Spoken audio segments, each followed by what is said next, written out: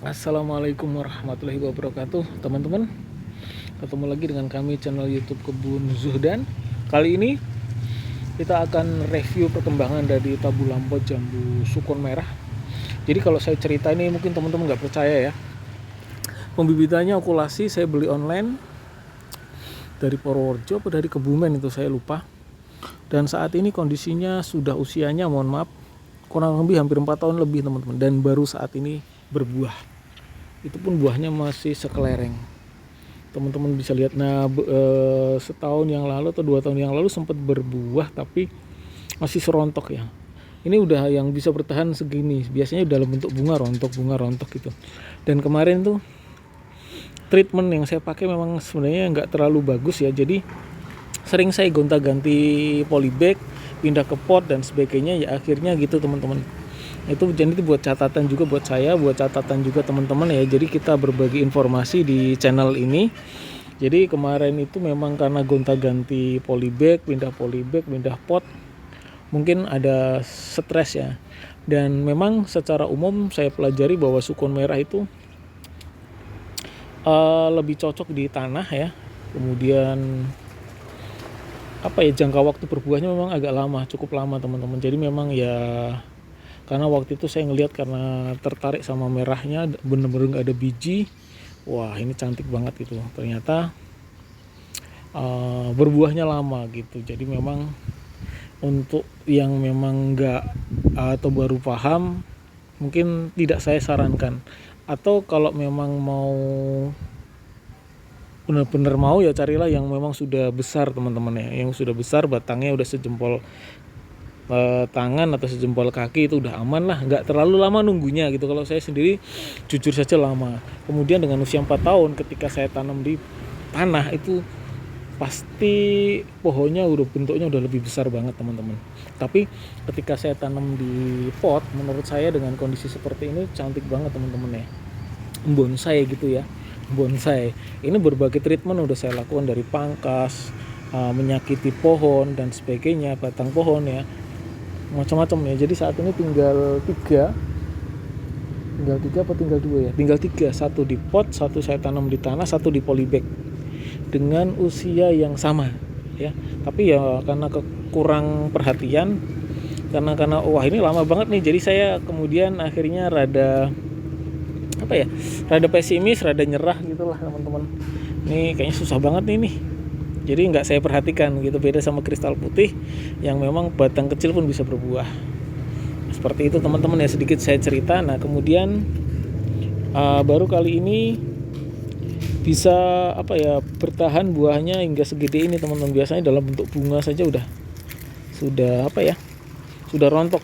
Nah mungkin memang paling enggak batangnya itu harus sejempol kaki ya, baru aman.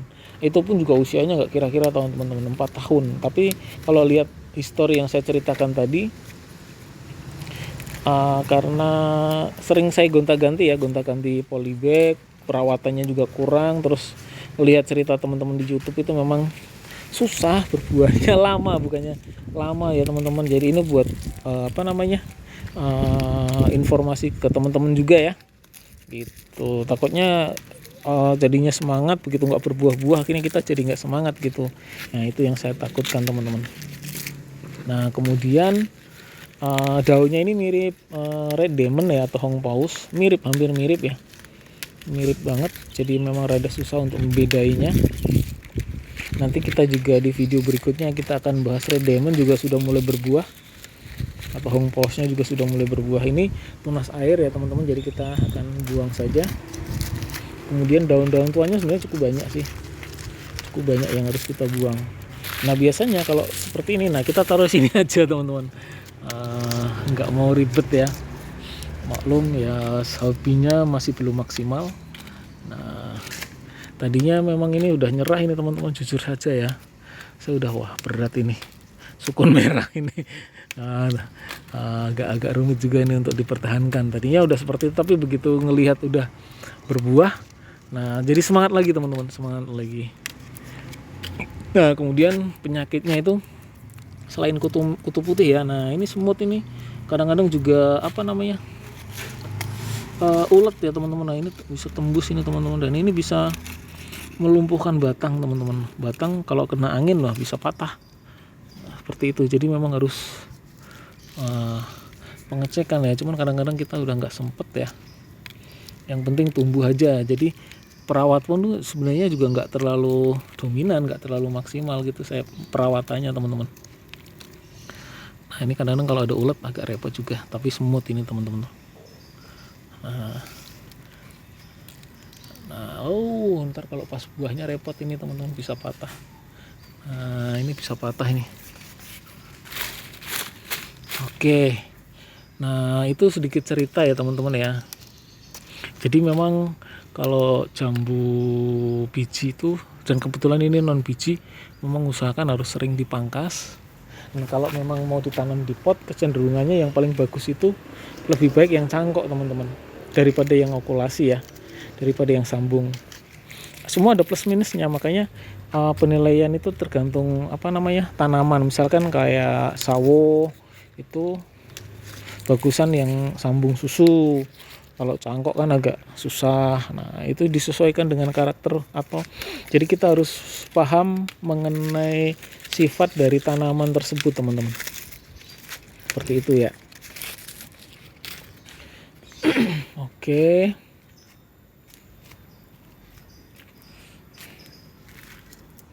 Nah oke ya.